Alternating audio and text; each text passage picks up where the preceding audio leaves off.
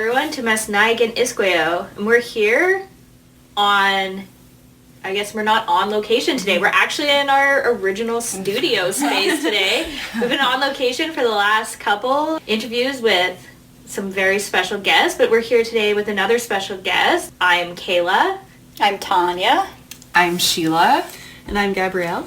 And we're here. And we are four strong Métis women. Three strong Métis women. Four of us today in the house. And we're going to be talking about illustrating in books. And it's going to be something new. So I'm super excited about it. First of all, Gabrielle, thank you and welcome. And spoiler alert, your name is Gabrielle. So if you want to... You already said her name. I'm going to learn how to edit that out. Okay. Or not. No, I don't know. So do you want to tell our listeners who you are? Damn it. Yeah. I thought you were going with like a Gabrielle Dumont thing for a second. No. And I'm like, are we connecting it that way? Damn it. Go ahead. So, I am Gabrielle, as was previously mentioned. So I'm originally from Winnipeg, Manitoba, from the Red River region. My family is Métis on my dad's side. I actually think that me and Tanya may be related because we do share the last name Ducharme. I definitely think that we're related, Gabrielle. We've had this conversation many times before. So on my mom's side, she's Nordic. She's actually from Humboldt, Saskatchewan. So I moved to Edmonton about 10 years ago, and I did my undergrad at the U of A in Native Studies and Political Science. And then I actually followed in Kayla's footsteps and did the Indigenous internship in the MLIS program. Cool. How do we first meet though? Other than Native Studies, yeah. This is a big thing. Yeah. So we first met in Frank Tuff's NS290 class, which is research methodology. It was a really intense course. We were in a group together, and we ended up working at the Métis Archival Project, doing archival research for Métis communities with Frank Tuff. And then, yeah, we kind of just stayed on each other's paths for a few years. Yeah, I think that's something about the Map Lab. It breeds either lawyers or like information professionals. Yeah, for sure. Can you talk a bit about what the Map Lab is?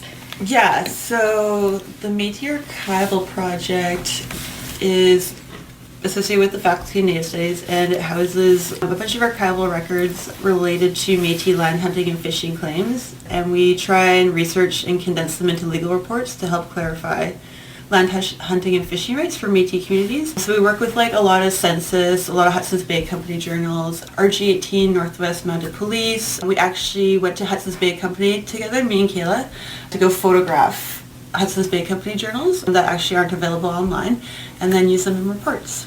Yeah, so we did Fort Chipewyan journals and some other more like northern Alberta places that just aren't accessible online, or if they are, it's on really crappy like digitized microfilm, so it's almost illegible when you need small details. So we went up to places and to archives and digitized everything that took photos in color and then had it for our own lab purposes.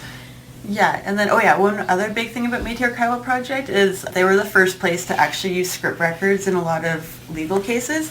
So Frank and the research team actually digitized 35,000 Métis script records that are now available online and are probably have gotten a lot of people their status. Whoa. That's intense, hey? That's a big number when you think about it. You're like, holy crap, that's countless hours and countless dollars worth of effort. I think the Map Lab's been running for like 16 or 17 years, something like that, and has employed over like 150 U of A students. Wow. There's been a lot that have gone through there, so a lot. Yeah. But it's kind of one of these weird little research centers that probably doesn't get acknowledgement that it should get, or Frank doesn't get the acknowledgement that he should. I've nominated him for multiple teaching awards, and then every time he figures out that I nominated him, he gives me this look. He's irritated by it or something. Like, how dare you, Kayla? How dare you acknowledge my support of undergraduate research and archives. Okay. Man. So I'm thinking about our listeners, and I might be wrong in assuming this, but not everyone might know what Métis script is. Oh. Can you talk a little bit about that, how you would define it? Yeah, sure. So, this relates so much to my presentation that I just did, so... There you go. Pull it out. So so Métis script was given to a person of Métis descent to extinguish their Aboriginal rights. So persons would either get money script or land script. And then once they got these documents, it kind of extinguished their title to the land. But a lot of it was very fraudulent. So I think now it's just used as a way of proving your lineage, or in some cases, because there's so much detail put into script records, you can pull a lot of genealogy out of it, but also you can take script records and then compile demographic information as well based on geographic locale. So you can see how many script records, how many people were born, died, got married, were living in Isle La Crosse or like Edmonton at the time of the commission, and you can be like, well, Edmonton had like 1,000 Métis people or something along those lines at this point, so it was a hub, or you know, there was nobody living there. So that's kind of one thing. They're super fascinating. I love them. Yeah. You get lost in like looking at databases, especially if you are Métis. Like that was always my biggest thing at the lab, was starting to go down this Your own trail. family tree. Yeah, your own family history, and digging yourself into this like, I don't know, like research rabbit hole. Yeah. Yeah. They're super useful. Sometimes you get off-key comments written by the script commissioners, like Métis family arrived in like Red River carts, really cool details that you normally, like you won't find unless you're looking at the actual physical record rather than just a transcription of it. So yeah, there's lots of interesting details you can get from them. In my head, that vision is just total badass, right? Like rolling on up in the Métis cart. You're like, yeah, I'm here. Pay attention to me. I don't know why that image popped in my head, but it did. Okay. So if you could explain, I guess, the project that you're involved in, the illustration project, and how you got started with that, and how that came about. So I'm currently illustrating a Michif language children's book with the Fac Saint Jean with Professor Eva Lemaire. And it's really interesting. She actually came from Paris about 10 years ago. And when she came to Canada, she became absolutely fascinated with the Michif language because she had never heard of it. She was super fascinated that it mixes French and Cree together. And so she got really interested in language revitalization because she's an education professor at the Fac Saint Jean, and she has kids right now that are school age and they're starting to do immersion. And she was like, well, why don't we do like more immersion with Aboriginal languages? And she actually took the initiative to start this project, and she wanted to hire all Métis students. So my friend Ripley, which I'm sure you guys know, she works at Fac Saint Jean. And I was actually out for drinks with her, and she kept talking how she needed like an artist to do this book, and I was like, should I say I can do it? I don't know. And she was like, once I said, oh, I'll do it, she was like, oh my god, I'm so sorry, I totally forgot that you draw and like do all that. I was like, oh, I thought you were just like, I don't know. Maybe you thought she was just dropping hints. Yeah, I was like, oh, maybe. I was like, well... Yeah. So yeah, she ended up putting me in contact with Eva, and I just went and showed Eva some of my work, and she really liked it. So we started on this project. And so it's actually done in conjunction with an elder, Cecile Howard, from Lac Ste, which is like a Métis hub. And it's a story about her life growing up in the area and her catching like the last great fish of the lake. So it was recorded in Michif and then in French, and then it was transcribed for me in English because sadly I can't speak Michif or French. But I'm trying to learn. Yeah, and then I kind of just broke it down into pages and started going from there. So what was it like, the process of working with the author? Did you collaborate a lot, or did you not collaborate? Yeah, so I actually haven't had the chance to meet Cecile yet. I'm supposed to go meet her in January. So I've kind of just been using Eva Lemaire kind of like as a liaison. So I've just seen videos of her speaking Michif and French. I've been given like a book almost about her life. There's a book released on the Lac Ste Métis settlement. She's like a pretty prominent person within it. So I've kind of just been studying her from afar at this point. But she's really excited about the book. She's really intrigued to use like a story about her life. And I think the story that she tells is really pertinent to Métis communities in Alberta because she talks about the importance of community, the importance of water, the importance of her relationship to the land. And it actually highlights a lot of ecological issues as well because the lake used to be full of fish, but then with the onset of settlers it gets really depleted. So the story is about her catching the last large fish, the last like northern pike I think it was.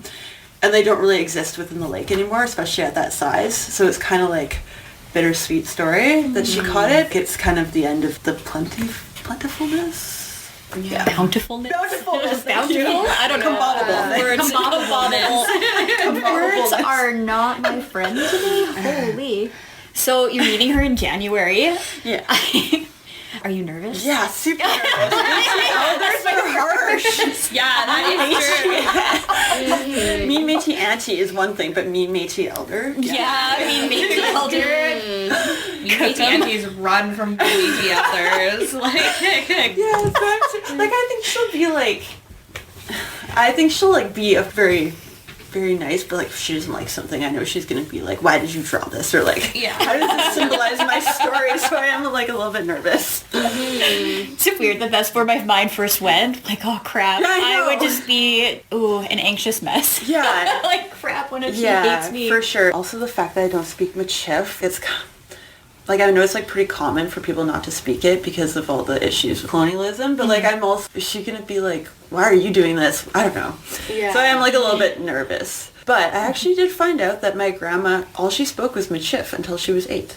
Oh, but that's then cool. she learned English and it was so like detrimental for her to only speak Michif during that time that she just never spoke it again. So she never taught like anyone in her family. So I do feel like a connection to it for sure. And that's definitely a goal. Have you learned any Michif words? A little bit. Okay, I have owls fly at night, or what was it called? Owls see clearly at night. Owls see clearly at night. It's like a Michif children's alphabet book. Oh, yeah. Oh, yeah, and yeah. it's adorable. It's like Le Buffolet or something for like buffalo. Yeah. Yeah, I am kind of trying. I definitely, when I get in connection with Cecile, I want her to make the title of the book and find a comprehensive Michif word that kind of embodies the book. And I definitely want to like try and like at least learn a few words that I can say to her. But Ripley also is doing a Michif language course. She doesn't speak it fluently. There's programs right now in St. Albert to learn it. Oh, cool. Wow. That's cool. Yeah, so I definitely want to try. Yeah, I only know one word in Michif, and that's the devil, Lichiab.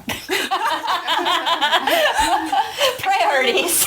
I feel like I probably would butcher everything if I tried to speak it, but I can recognize some words if it's printed out. If I saw the word for sash, I would be like, oh yeah, that's the word for sash. Okay. Or like an owl, because I've seen it so much. I don't actually have that cognitive where I've heard somebody speak it, so I could put the word and the tones together and actually make some type of legible vocalization. But I can see it and be like, oh, that's an owl if it's like written down, but I could never the word. It's hard too because the R's in French, when you pronounce an R in French, it's at the back of your throat. Like when you say carrot, carotte, it's at the back, right? But when you say merci in Michif, it's at the front of your mouth. So it's very subtle differences. So it's hard. You can't tell that when you're reading it off of the speaker, right? Like I think the only solid word that I know is ligiab, and that's because you say it enough. Like there you see. I'm going to teach everyone about the devil. It's perfect. Perfect. It's in a PhD title. Oh yeah. Or so just stuff like that. But so how are you able, what is it like to like represent, or even if that's what you're doing, represent a language or a story within your illustrations? It's definitely challenging not being able to speak Michif and I'm translating it from English into illustrations, but I think it is missing a piece by me not being able to speak Michif because there's so much embodiment within the language. But yeah, right now I'm trying to use a lot of motifs and a lot of symbolism and trying to do, it is going to be a children's book, so I want to try and do visual components that children can try and pull out themselves that kind of embody ecology, environment, family without like specifically just drawing like family. So trying to do a lot of symbolism, and I think that kind of helps bridge the gap between me doing the English version rather than the Michif version. So trying to use visuals, I guess, rather than this straight verbativeness. That makes sense to me. So it's like, it's almost like an elder. When you hear a story from an elder, you have all of these different elements at play, right? And there's tons of metaphors and symbolism in a story. And you as the listener, it's your responsibility to pick out what it means to you and what makes it special and what you need to take from it. That's what it seems like you're doing, which is pretty rad. Like, that's a really interesting way to develop the storytelling. Yeah. Sweet. Have you thought about it that way before? Like, wow. No, well, you said it much better than me. It's like, oh my god, that's like storytelling. That's so cool. Yeah. Yeah. No, definitely. Yeah, trying to bridge that gap between not knowing the language, but trying to like embody like the significance of it within like visuals. I think that that's what I'm trying to do really strongly within the illustrations. Cool. I really like how you said you're translating from Michif to French and then the English into the story. Yeah. It is like a language, right? Storytelling visually. You know, like as we were talking, we get images in our minds when we hear stories, or a lot of people do anyway. I do. So I think that's really, really powerful and really interesting, and yeah. Good job. You win. Yeah. So what kind of symbols? Can you give us an example of a symbol that you would use? Let me try to think. Yeah, so there's this one page where she's talking about how important the lake is to life, how it's basically the basis of the ecosystem, and without it nothing would survive. So I'm doing a lot of circular concepts because that's kind of shows life and death as well as synchronicity, I guess. So I'm doing lots of circle imagery as well as lots of beading imagery. Yeah, and I have a large focus on the fish as a symbol, kind of as the transition between life and death, because it begins with the fish and ends with the fish. As well, I'm using the sun a lot. Within each page, it transitions until the end when it sets. So yeah, a lot of focus on circular concepts. That's really cool, actually. Yeah. That's really smart. It's holy. So what kind of medium are you using? Are you doing a lot of stuff digitally, or are you painting or drawing? So I sketched everything out first in pencil, and then I actually learned how to use a Wacom tablet and do Photoshop Illustrator. I was originally going to do stuff by hand because I was really anti-digital art before. So I was, it's not real. All this fake art. Yeah. I was like, that's cheating. I don't know. It seemed like cheating to me. But then I tried sketching it out with pencil. I don't know. It was just not working. So then my boyfriend actually uses a Wacom a lot. He showed me. It's definitely an art form. I don't know why I was so against it before. I could have saved myself a lot of time and energy. So I'm really glad that I learned how to use it. So I actually brought it if you guys want to see it. Oh, yeah. That's so cool. I don't think I've ever seen one. No. I don't even know. I'm not even 100% sure I know what that is. So it's just like a little tablet that you plug into your computer, and it comes with a digital pen. And the pen is actually pressure sensitive. So if you press harder on here, the streak will be more prominent on the screen. Oh. There's so many different settings. I don't know if you guys want to play with it. Sure. Whoa. Yeah, so that's what I've been using. Are you okay if I take a Yeah, for sure. photo for our website? Yeah, I know. I brought I can show you some of the illustrations too. Yes, please. Yes. How much does something like this It's cost? $100. That's Whoa. it? Yeah. And then to get Photoshop, it's $14 a month as a student. Yeah, okay. Yeah. $14 a month? Yeah. Why am I It's paying not so bad. much? Yeah, well, I got the whole Adobe suite and it was $230. Oh. But I wanted audition. Oh. So. So here's one page I was talking about where it's the circle with water and stuff. This is just a sketch. Wow. So then you upload these to the Photoshop, and you have to do all this editing to it to make sure that you can actually draw on it. So this is her talking about the water. So in the center is a beaded flower motif, which I thought kind of symbolized her family. It just going outwards. These are cattle that she talks about. These are some plant life. And this is the fish that circle around. Yeah. How are you going to do the beading? I don't know yet. Future Probably- problem. Well, just very painstakingly do little dots. Oh, like, Oh, wow. I don't have patience for anything like that. Yeah. They go little and then turn into big splotches and be like, I gotta finish this faster. Yeah, just beating. Yeah. Like how it is. Wow. It's been really interesting. I'm learning a lot. I honestly did not feel very qualified to do it at first because I was like, well, I'm not a professional illustrator. I just do it for a hobby, drawing and stuff. But yeah, I feel a lot more competent now. And you can do it. Yeah. It's all a part of the hustle, hey? You don't know that you can do it until you're like, yeah, Totally. sure. And then you're like, oh, wait, why did I agree to do this? And then you have to do it. Okay, well, Yeah. So yeah, it's been really interesting. Can we rewind for a second? So Gabrielle, I know that you are incredibly talented. I've seen lots of your stuff. Where did your interest in drawing kind of come from, and how did you learn how to draw? YouTube tutorials? YouTube. like learn how to draw up there. And it's like circles that's put together. What? Do you remember those books from when we were kids? Like how to draw a cartoon character. Yes. And then you like go step by step. And it never looks like that. Yeah, and you're like, why do I suck? Yeah. Was it that? Did you do a better job than us? Yeah, I guess Yeah, I did do a better always job. had, like, no, I'm sure. Yeah, I don't really know where drawing started. I guess I just always really liked it. Just like I started when I was really young, and my parents put me in some art courses, but I'm mainly like, self-taught.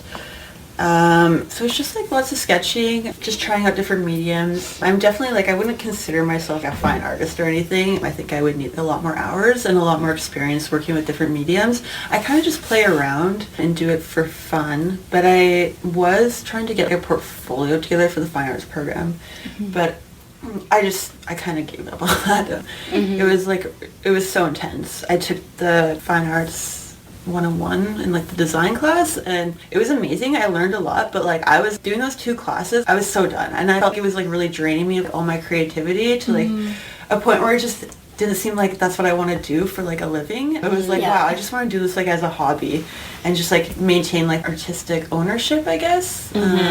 Actually, I started out with a fine arts Did you degree. really? Yeah. What are you specializing in? A sculpture. Oh, that's so cool. So I did sculpture, and I did lots of plaster work and lots of clay work. But I think you're right. Something about it, and something about doing something for grades and something for a professor and being graded on it, it just kind of takes away from that creativity side of it. And I found that I ended up doing most of my projects despite my professor, which probably wasn't what you're supposed to be doing. Do you know what I mean? So I can see that taking joy out of it, right? Unless you have a professor that's like super open to like, your creativity and learns your style, because I took that erotica class that had an art component to it, and pretty much it was like anything flies with Tracy Bear because she's so awesome. It got to the point where I literally handed in a painting and was like, Tracy, guess what part of my body I painted this with? And she was like, Did you really? That's hilarious. Well, it was for like Indigenous erotica, which was all about, decolonizing our sexuality. And then we had like an art component to talk about trauma and like sexual trauma and the way that we perceive gender in like a settler state.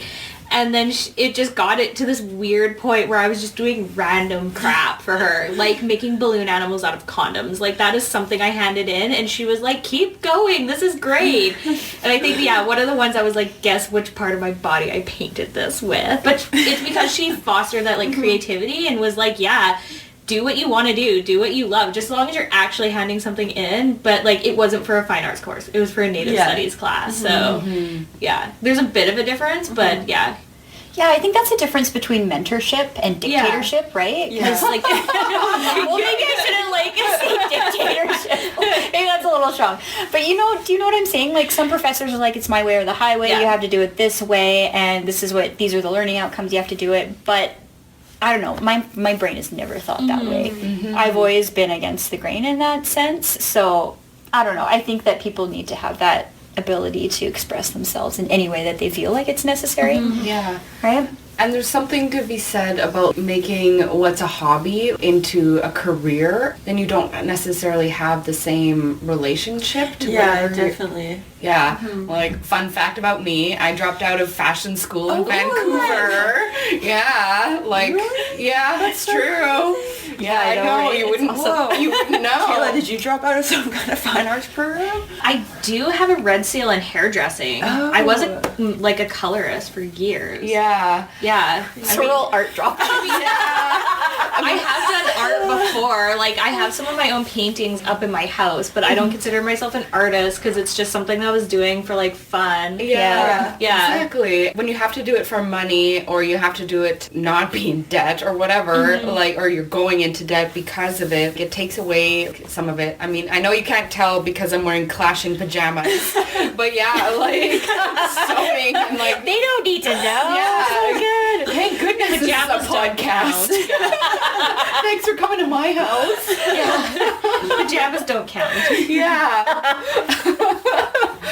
like it definitely does change, and I think it's a really important lesson that I learned for sure, to keep hobbies as hobbies, and then so you have a place to like express stuff and like express whatever you need to. Cool. Yeah, it was a... It seems like a hard school to get into. In Vancouver, especially. Was it Blanche McDonald? Yes, it was. Yeah. I They learned... also do like makeup and hair design, and my friend went through the makeup program there. Yeah, they're well known for their makeup program. Anyway, this is not an ad for Blanche No, McDonald. it is I not. dropped out. Like, don't get it twisted. I was not happy, but I did learn a lot about myself. Yeah, and sometimes that's the biggest thing, is you learn about yourself when doing something. Yeah, it's the cheesy stuff. Yeah. Yeah. So now that we've gone totally doom and gloom with this conversation, so I know that you're still working on this project, Gabrielle, but would you ever want to do other illustrations for different books? Yeah. Is the door open for that, or is it totally closed? I would love to, actually. I definitely love doing it. I think it's a really great use of my mind. Like, I really like taking abstract concepts and try to make them into visuals. Like, I really, really wanted to be a marketing designer. I don't know if it's the right term, but I really wanted to do people's emblems and like ads. So I feel like this is kind of like similar. Like, I really like it when people give me something that's not super verbatim, and then I get to try and take that and make it into what I want. I love doing children's books and like thinking about how kids would like react to the pages and like what's the best way to communicate with them, but also in a way that's visually appealing to adults, and also, you know, something that kind of like transitions demographics. So yeah, I would love to. I think I'm probably going to try and start doing stuff with my boyfriend. We're going to try and start doing stuff for like CJSR, because they're looking for people to do their advertisements. So, Oh, sweet. Nice. Yeah. So- it doesn't pay though. So. Sometimes the best jobs don't I know. Like, There's like so much less pressure. I would say. Yeah, and then you have a little bit more freedom sometimes too. Sometimes. So your book, the book has not yet been published, but it soon will be. Yeah, so right now we're thinking we're going to do the self-publishing route and do trial runs with an ebook copy. And I think we're going to use Blurb software. I don't know if you guys have heard of that, but I haven't. Really, Tell me more. They're really great. So they're really known for their printing, because you can do one copy or you can do like 1,000 copies, rather than having to do most self-publishing routes will make you do like 20 or something. And they're really known for like having high definition color pages, so lots of photo books, lots of actually like fashion books. Nice. For people like trying to start their own, or doing stuff for like Pixar for like really fast print off things. Oh, okay. Yeah, I did like an assignment on them and I ended up really liking them. They also have a free like hosting page where you can sell your book in like their shop for free. Oh, that's pretty cool. Sweet. Yeah. So Tanya, you probably have the most experience in publishing, but when it comes to actually like the publishing process, if you're going through a publishing company, I know a lot of times the company can have kind of like control over the content. And yesterday we were talking about titles, or the other day we were talking about titles being able to be changed. Can they change illustrations, or is that something that isn't normally that they do? They don't say like they don't like this, or take something out, or add something? From my understanding, no. Okay. But the publishing experience that I have is more for nonfiction adults, scholarly stuff. Oh, okay. In terms of imagery, I guess I could pull. I've done lots of research on translation and translating of children's books and translating graphic novels and comics. And changing the image is a huge no-no. Okay. Like, you cannot change the image. So if your book were to be translated in all these other different languages, they actually aren't allowed to change that image. Okay. Or it's like against the, I don't know, code of ethics, if that's a thing. But yeah, there's lots of studies saying that you can't do that. So who knows? Who knows for sure, but that's my instinct, is no way they can't touch that image. That's perfect. You're forever in like paper. Okay. There you go. I do have a question about the ebook. I'm just wondering, why is their decision, was it based on cost to do the ebook launch first? I think that right now seems like the easiest method, but now that I'm thinking about it, like, I guess there wouldn't be like that much difference. This is kind of what Eva wants to do, so I'm kind of letting her have control over that. But I think, maybe having a physical copy would be much more transitional for like especially children. Having physical copies of stuff usually is better. But yeah, now that you said that, I don't think it's that hard to print it. I think it depends on the audience and what you want to do with it, because there's different apps and things like that, and depending on what you do with the story, if you are going to have an ebook, there's different ways that you can actually animate the image. So that actually might be a really interesting way to kind of get kids more interested. Yeah, you can move it. So you had your circular image, and you can kind of that's a really good idea. Make movement out of it. I've seen different books have that. Yeah, have you not seen that before? No. Yeah, Kayla's mouth is just wide open, like, what? I love things that move. I'm like, I am such like a visual person. Like, I am that librarian that hates reading, because I'm like, make it do something. Like, make the page move. Yeah. I'm like, that sounds awesome. Well, there's actually one book, I forget the children's book title for some stupid reason, but it's a book about books, really. And in the online, the e-version, there's like books flying out at you, and you can kind of like move the iPad around and explore the actual world. So you have like this 3-dimensional view. I've seen something kind of like this, but it's not necessarily for books. It's for like, historic sites where you can take like an iPad, and if there's like pictographs or like petroglyphs or whatever they're called, they will like come off the rock and like move, and then like a story will tell. Yeah, so it's similar to that, what I've seen. For the life of me, I can't think of what the software is called, but I mean, that's really cool and it's really great, but then you have to kind of have that balance in your own head of like, okay, is this more about the gimmick now, or is it about the story? Because doing something like that is pretty gimmicky. So I guess it really depends on what you want to do. And the reason I bring it up is because I have 2 kids at home who love playing with the iPad, but in terms of iPad versus physical book, they'll go for the physical book 9 times out of 10. Although that, I don't know. I guess I'm divided on it. I'm divided because I've also seen, working at a public library, because we always do the big public library programs, story time, whatever.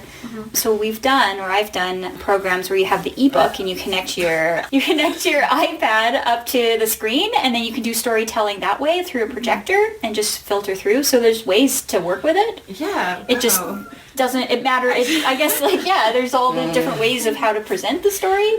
I actually never even thought of any of that stuff, so thank you so much for letting me know about that. I'm all like, kids stories, Like, we're going to be releasing the beta version, so we're kind of just trying to have it done by January 15th. From there, then we can add a bunch of components and do physical copies, and I love your idea of having like the moving concepts. Yeah, well, I don't know. Yeah, especially from someone who has kids. Kids go bananas. From coming from a place where your art was always like something that you did for yourself or like a hobby, what's it like having deadlines on your art? I know that's totally like a loaded question, but in my head I'm like, I would hate having like a deadline. Especially around Christmas, you're like, oh crap. Honestly, in a way, it's good because I start so many art projects and then just abandon them for like literally years. Right. And then I'm like, So it is beneficial that like I actually get stuff done, and I can be like a really big perfectionist sometimes to the point where it's really detrimental and it doesn't even make any sense anymore to be focusing on like this little square inch of a page. So it's good for me to just like actually just do it and have it done, and then I can always go back and work on it later. So it's been really beneficial in that way. But yeah, it has been like, very nerve-wracking, and you can't force the creative process sometimes. Yeah, absolutely. You can. It's called drugs. Sorry. It's called drugs? Yes, Interesting. Get your creative juices flowing. It's probably inappropriate for this podcast. I feel like some of the things we say is sometimes inappropriate for a podcast.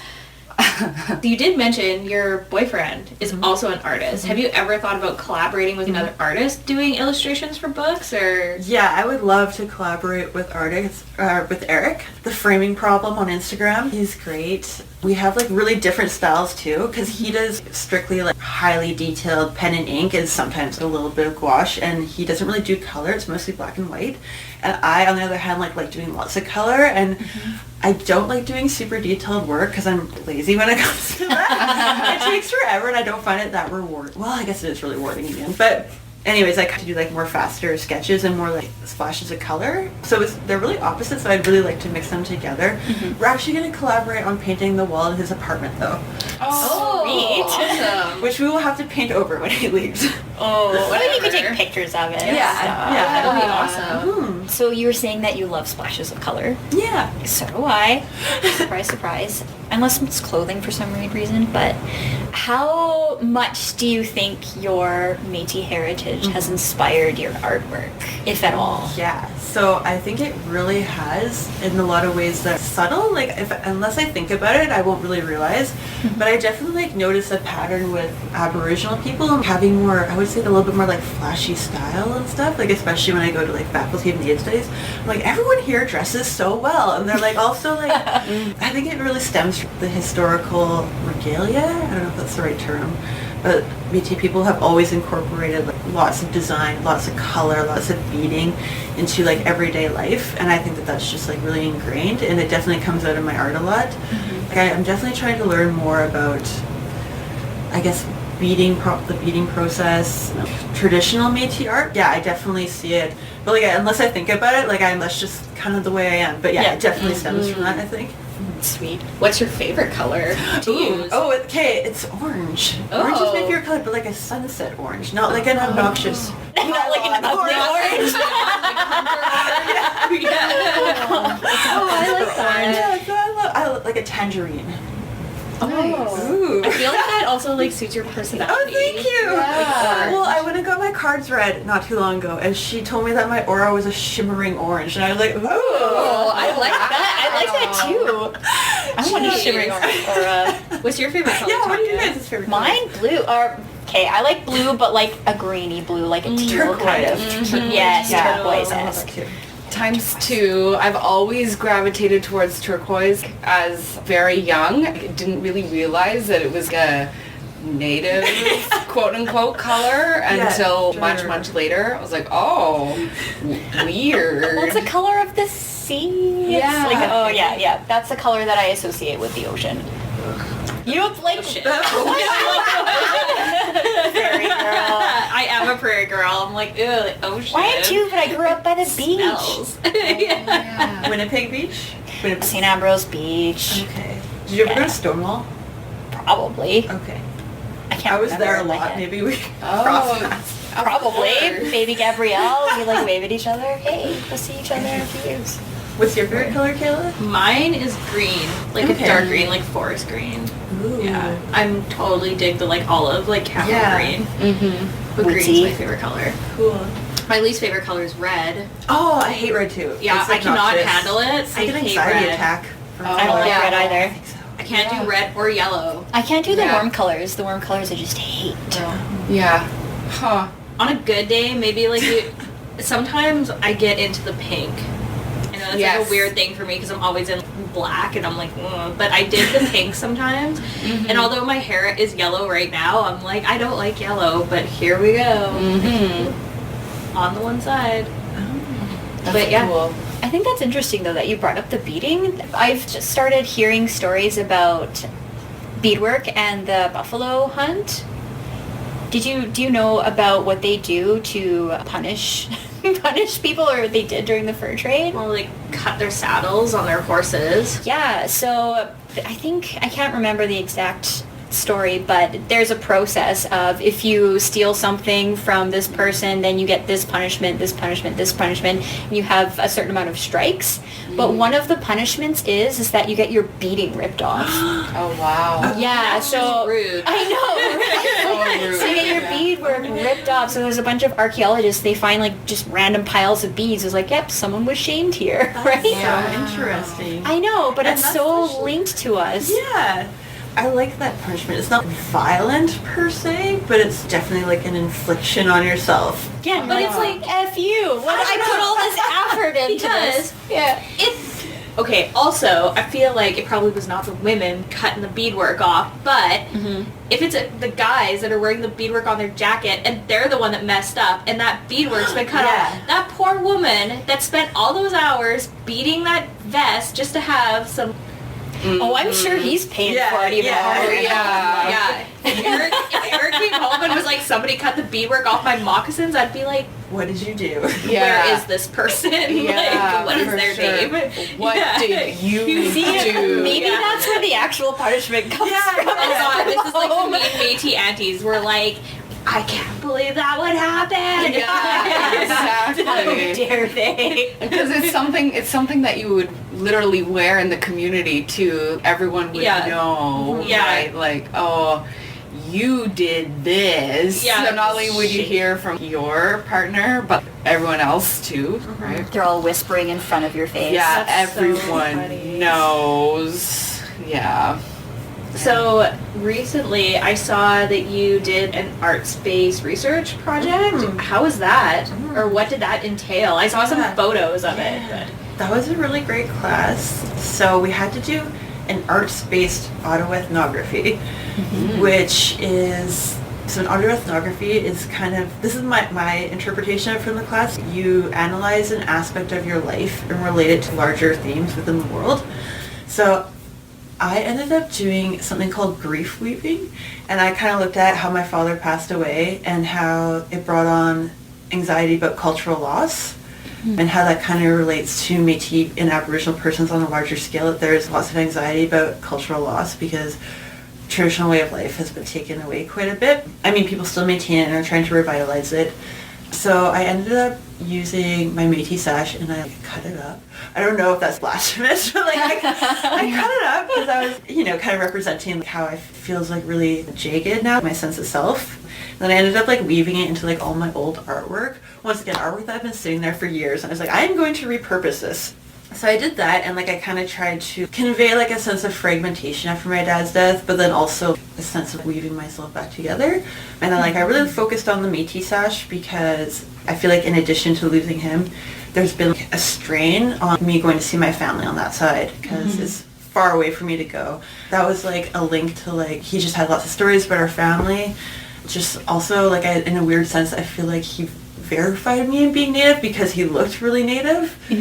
Yeah, I just feel on top of his death, I felt really anxious that I'm not Métis enough anymore. So yeah, that's kind of what that project looked like. And through it, I did learn that I need to take more initiative to be learning Michif, to be taking beating, because I can't just expect my dad to bring these opportunities to me anymore. I have to kind of go out and do it myself. So yeah. I think that's something with all of us is we're kind of at that generation where we're just getting out there and doing it ourselves, especially if, I don't know, we've talked about this with other guests about a loss of community and having to get out there and actually just do it. Yeah because you don't have people coming to you anymore, and you don't have really, I don't want to say you don't have a community. People live urban lives now. There's a lot of overlapping with identities. So yeah, more so taking your own initiative now.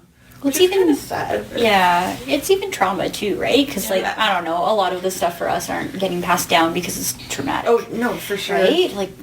Oof. Yeah, there's a lot of things there, and then sometimes people make comments oh, but you don't look Métis, or oh, you don't bead, or you. And I'm well, my grandma did speak Michif. She did bead. She blah blah did all this, but then it just abruptly ended at a certain age, and it was never passed on. So besides, how do they know what a Métis person looks like? Screw you. We all look very different here. And also, people have their own interests too. I am a horrible beader. I've tried, and that will never come natural to me.